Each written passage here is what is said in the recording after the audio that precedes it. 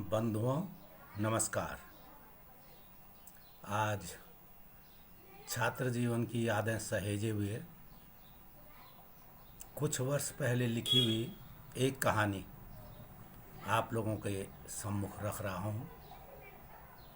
यूँ तो मेरा प्रयास रहता है कविता कहानियों किस्सों में कि सांस्कृतिक, ऐतिहासिक, पौराणिक या हमारे ग्रामीण परिवेश की झलक आप लोगों के सम्मुख रखता रहूं। इसी उसमें कहानी कविताएं लिखता रहता हूं। ऐसी एक कहानी है मदारी। स्कूल से छुट्टी होते ही बाजार में पहुंचा ही था कि देखा सड़क के एक कोने पर काफ़ी भीड़ जमा थी। किसी तरह भीड़ में सर के बल घुसते घुसाते मैं भी आगे की पंक्ति में खड़ा हो गया। अब मुझे सब स्पष्ट दिखाई दे रहा था। भीड़ के बीच में एक आदमी लुंगी व बेतरतीब सी पगड़ी पहने डुगडुगी बजाता हुआ मुंह से बांसुरी की सुरीली तान छेड़े हुए गोल गोल घेरे में नृत्य करने की मुद्रा में घूमता हुआ सबको आकर्षित कर रहा था। बीच में रंग बिरंगे कपड़े का बड़ा सा झोला रखा था। लोहे की बड़ी सी कील जमीन में ठोक कर उस पर रस्सी से बंधा चूहे जैसा झब्बेदार रोए वाला छोटा सा जानवर कील के इर्द गिर्द चक्कर काट रहा था। लोगों ने बताया इसे नेवला कहते हैं। यह सांप को भी मार देता है। उसके बगल में ही छोटा सा बंदर घुटनों में हाथ रखे बैठा भीड़ को चौकन्ना होकर घूर रहा था। उसकी तेजी से बंद होती खुलती बड़ी बड़ी आंखें उसके छोटे से मुंह पर बहुत प्यारी प्यारी लग रही थी। सच में इससे पहले कभी इतनी नज़दीक से किसी बंदर को देखने का अवसर ही प्राप्त नहीं हुआ था। यह तो बहुत बार सुना था कि मदारी बंदर, भालू, सांप, अजगर, नेवले को पालते हैं, उन्हें करतब सिखाते हैं और फिर घूम घूम कर गाँव बाजारों में लोगों का मनोरंजन करते हैं। बदले में लोग ढेला पैसा, इकन्नी दुवन्नी ही दे देते हैं और वह बस ऐसे ही घूमते हुए अपने बाल बच्चे पालते हैं। थैले के पास ही एक बांस का टोकरा भी रखा हुआ था। सुनता तो आया था कि मदारी होते हैं जो जादू दिखाते हैं, जादू से कई चीज़ों और आदमी को भी गायब कर देते हैं। सुनकर रोमांच होता था, कभी कभी बड़ा डर भी लगता था। बड़े बूढ़ों से सुना था कि मदारी तंत्र मंत्र भी जानते हैं, जैसे सांप बिच्छू के कांटे का मंत्र, व दवाई, दांत दाढ़ दर्द का मंत्र और न जाने क्या क्या। जितनी मुँह उतनी बातें, कुछ सच्ची तो कुछ में बोलने वाले का अपना ज़्यादा ज्ञानी होने का पुट भी होता था। परंतु आज पहली बार देखने का मौका मिला, इसलिए सब कुछ भूल भाल कर देख रहा था।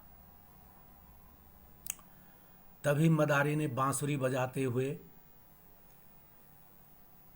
घूमते हुए थोड़ी देर में बांसुरी थैले की ओर फेंकते हुए जोर जोर से डुगडुगी बजाकर घूमते हुए कहा, बच्चे लोग जरा पीछे हट जाओ, आगे वाले लोग बैठ जाओ, मैं खेल दिखाता हूँ। भीड़ में हरकत हुई और घेरा कुछ और बड़ा हो गया। मदारी ने फिर कहा, बच्चा लोग जोर से ताली बजाओ, और तालियों की गड़गड़ाहट हो गई। मदारी ने डुगडुगी थैले में फेंकी और फिर एक हाथ में बांसुरी उठाकर मुंह से लगाते हुए दूसरे हाथ में सोटा उठाकर बंदर को इशारा किया और बंदर अपने पिछले दोनों पैरों पर खड़ा होकर घेरे में गोल गोल चक्कर लगाने लगा। बच्चों की खिलखिलाहट और लोगों की सुगबुगाहट तेज होती गई। मदारी ने कहा, मुन्नी, साहब लोगों को बता ससुराल कैसे जाएगी। बंदर ने एक कपड़ा सर पर रखा, घूंघट सा बनाकर सिर नीचा करके चलने लगा। सभी लोग जोर शोर से ताली बजाने लगे। फिर मदारी ने कहा, बता जब बूढ़ी होगी तो कैसे चलेगी।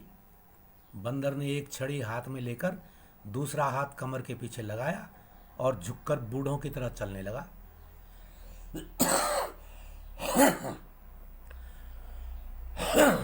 क्षमा करना। सब लोग हंस हंसकर आनंद से ताली बजाने लगे। तभी एक 6-7 साल का बच्चा, जो शायद मदारी का ही लड़का था, जमीन में तड़पता हुआ सा थोड़ी देर तक हाथ पांव छिटकता हुआ शांत होकर लेट गया। मेरे तो डर के मारे होश उड़ गए। मदारी ने उसके ऊपर एक कपड़ा डाला और डंडा उसके चारों ओर घुमाते हुए कुछ बुदबुदाया। फिर बांसुरी बजाते हुए भारी आवाज में कहा, जमूरे। पर बच्चे में कोई हरकत न हुई।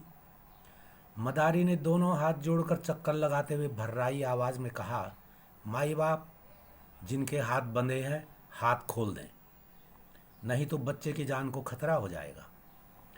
और सबको सौगंध है अपने अपने इष्ट देवता की, खेल खत्म होने तक कोई अपनी जगह से नहीं हटेगा। भीड़ जैसे मंत्रमुग्ध सी खड़ी हो गई। फिर मदारी बांसुरी बजाते हुए बोला, जमूरे आ गया। हाँ आ गया, लड़के के कहते ही भीड़ से तालियों की गड़गड़ाहट गूंज उठी। फिर मदारी बोला, जमूरे, सबके मन में घूम जा। घूम गया, कहते हुए लड़के ने कहा। फिर तालियों की गड़गड़ाहट। फिर मदारी ने कहा, जमूरे, सबके मन की बात जान जा। जान गया, कहते ही अब तो भीड़ में और उत्सुकता बढ़ गई। मदारी ने बांसुरी और डुगडुगी जोर से बजाते हुए गोल गोल चक्कर लगाकर अब लोगों से पूछा, जमूरे से किसी को अपने मन की बात पूछनी है? सब लोग अगल बगल झांकने लगे। तभी मदारी ने एक आदमी को पकड़कर आवाज दी, जमूरे, बता, इन साहब को क्या परेशानी है? भीड़ की उत्सुकता बढ़ गई, धक्का मुक्की बढ़ने लगी। और तभी जमूरे की भर्राई सी आवाज गूंजी, लड़के की चिंता है। सारे लोग उस आदमी की ओर ताकने लगे। तभी उस आदमी ने मदारी के कान में कुछ कहा।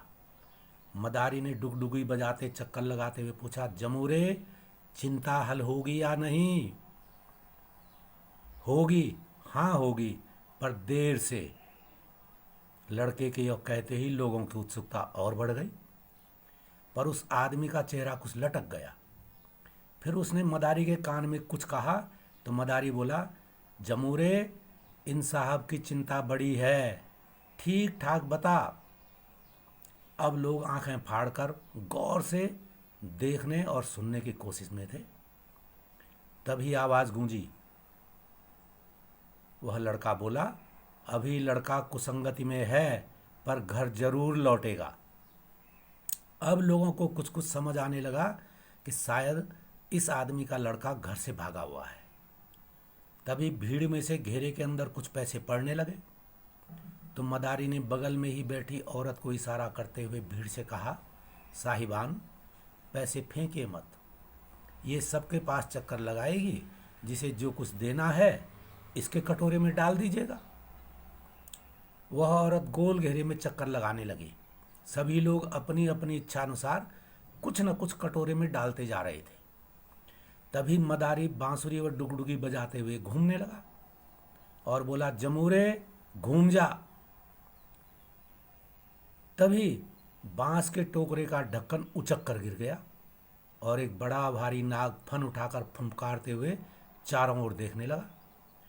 भीड़ में सकपकाहट बढ़ गई। मदारी ने झट से बीन उठाकर बजानी शुरू की। नाग और सिरे खड़ा होकर अपने सर को दाएं बाएं झुलाने लगा। यह देखते ही मेरे शरीर में झुरझुरी सी दौड़ने लगी। तभी मेरे कंधे पर किसी ने हाथ रखा। पीछे मुड़कर देखा तो गांव का ही एक लड़का था। उसने कहा, आज घर जाने की इच्छा नहीं है क्या? देख तो रात होने वाली है। मैं भी सक पकाकर भीड़ से बाहर निकल आया और हम दोनों चल पड़े गांव की तरफ। घर पहुंचते पहुंचते रात घिरने को हो गई थी। देखते ही माँ ने नाराजगी भरे स्वर में कहा, ये समय है घर आने का? देख रही हूँ आजकल तेरी मनमर्जी कुछ ज़्यादा ही बढ़ गई है। ठहर, तेरे पिताजी आने दे, तेरी क्या हालत करते हैं। लगा माँ जी देर से घर आने पर खुश नहीं है, पर मैंने कुछ भी तो गलत नहीं किया है। यह सोचकर मैं अपने मन को पक्का करके सीढ़ियाँ चढ़ते हुए ऊपर के कमरे में चला गया। स्कूल के कपड़े बदलकर नीचे उतरकर हाथ पांव धोकर जैसे ही रसोई की ओर बढ़ा तो देखा माँ एक हाथ में दूध का गिलास व दूसरे हाथ में तस्तरी में मंडुए की रोटी लेकर दूसरे दरवाजे से ऊपर के कमरे की ओर सीढ़ियाँ चढ़ रही थी। मेरे मन को जैसे झटका सा लगा कि अरे, माँ शाम से ही मेरे आने के इंतजार में कलेवा तैयार कर राह देख रही होगी और इसीलिए गुस्सा भी कर रही है। मैं भी झटपट सीढ़ी चढ़कर ऊपर कमरे में पहुंचा तो माँ ने कहा, है, मैं तो समझी थी कि तू अब गुस्से में नीचे रसोई में नहीं आ रहा है। मैंने हंसते हुए कहा, क्यों नहीं आता, और गुस्सा किस बात का। अरे माँ, बस स्कूल से बाजार गया था, वहाँ मदारी का खेल देखने में समय का पता ही नहीं चला, बस। पर बेटा, मुझे कितनी चिंता हो रही थी, तू क्या समझे। कहते ही उसने दूध का गिलास मेरे हाथ में पकड़ाया और तस्तरी मेज पर रखकर तुरंत सीढ़ियाँ उतरकर रसोई घर में पहुंच गई। कलेवा नाश्ता करने के बाद रोज की तरह छोटे भाई बहन के साथ मैं लालटेन की रोशनी में पढ़ने को बैठ गया। बड़ी दीदी माँ के साथ रसोई में हाथ बटा रही थी। मैं फुसफुसाते हुए छोटे भाई बहन को मदारी के खेल की बात बता रहा था। वह भी सुन सुनकर खुश हो रहे थे। रात में खाना खाते हुए छोटे भाई ने शरारती अंदाज में कहा, पिताजी, आज भाई मदारी का खेल देख कर आया है। पिताजी ने एक नज़र माँ की ओर डालते हुए मुझे घूर कर देखा तो मैंने साहस बटोरकर खुलकर बात करने में ही भलाई समझी। हंसते हुए मैंने मदारी वाली बात बतानी शुरू की तो पिताजी के चेहरे पर कुछ हंसी के से भाव देखकर मेरा डर जाता रहा और मैंने सारा किस्सा बयान कर डाला।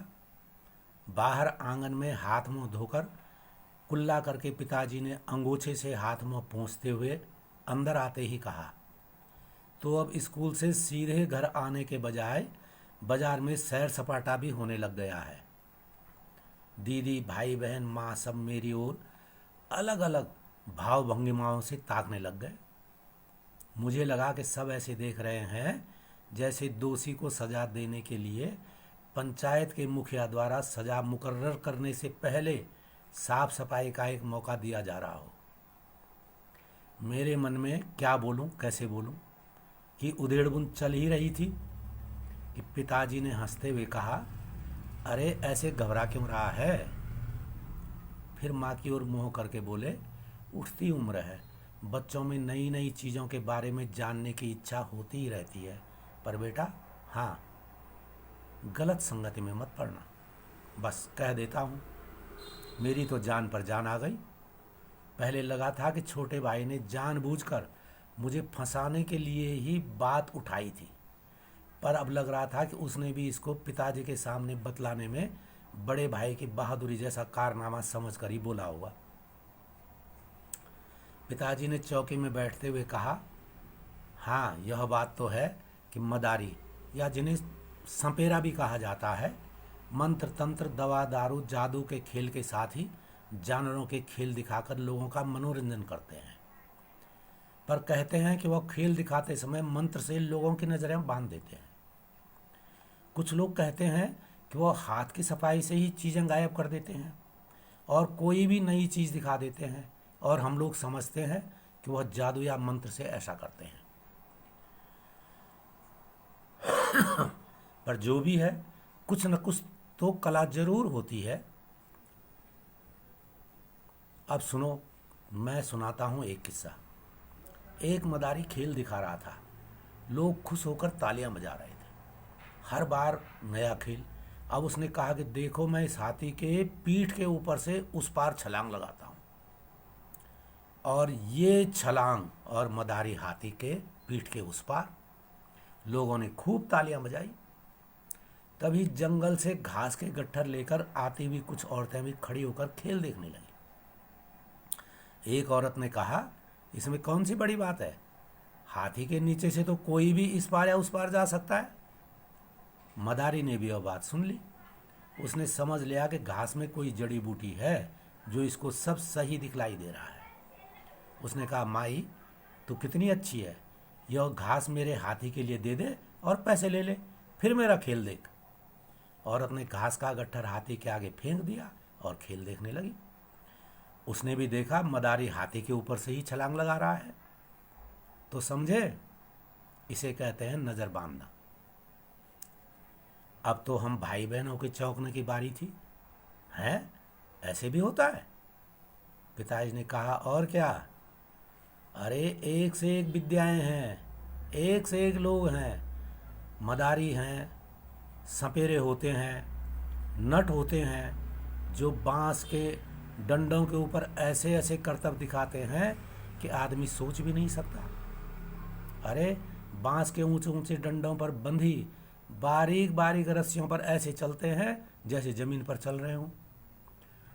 उन रस्सियों में खड़े होकर ऐसे नृत्य करते हैं जैसे जमीन पर खड़े होकर हम तुम भी नहीं कर सकते। रस्सियों में लटक लटक कर ऐसे उछल कूद करते हैं कि दांतों तले उंगली दबाकर लोग सांस रोक कर देखते हैं। गले में लगाकर लोहे की बड़ी बड़ी सरिया ऐसे मोड़ते हैं जैसे छोटी छोटी टहनियां मोड़ रहे हों। अरे उनके छोटे छोटे बच्चे भी ऐसे खेल दिखाने में माहिर होते हैं। बस ऐसे ही घुमक्कड़ जीवन होता है इन लोगों का, आज यहाँ कल वहाँ। खेल दिखाते हैं, अपना व परिवार का पेट पालते हैं। सुन सुनकर हमें लग रहा था कि हम तो कुछ भी नहीं है ऐसे लोगों के सामने। तभी छोटे भाई ने उबासी भरते हुए मेरा कंधा झकझोरते हुए कहा, चल भाई सो जाते हैं, मुझे तो नींद आ रही है। पिताजी ने भी कहा, अरे गप्पों में मैं भी भूल ही गया कि रात काफ़ी हो गई है, चलो चलो अपने अपने बिस्तरों पर। माँ जो चौका बर्तन करके निबट ही रही थी बोल पड़ी, अरे अभी मत सोना, लो दूध तो पी लो। कब से सोच रही थी कि तुम्हारी गप्पें पूरी हों तो दूध भी दे दूं, पर मैंने भी सोचा कि चलो तुम्हारी गप्पों के साथ साथ मैं भी चौका बर्तन निपटा ही दूं। साथियों, बचपन की यादें संवारने का या संजो कर रखने का, मन में जो उमड़ते घुमड़ते रहते हैं यादें, उनको मैं कहानी कविताओं के रूप में, गीतों के रूप में लिखने का प्रयास करता हूँ, ताकि हमारी नई पीढ़ी के बच्चे उस ग्रामीण परिवेश, उस सामाजिक परिवेश, उस परंपराओं से अवगत हो सके। इसीलिए मेरा ये प्रयास रहता है। आशा है कि आप लोगों को भी यह सब अच्छा लगेगा। धन्यवाद।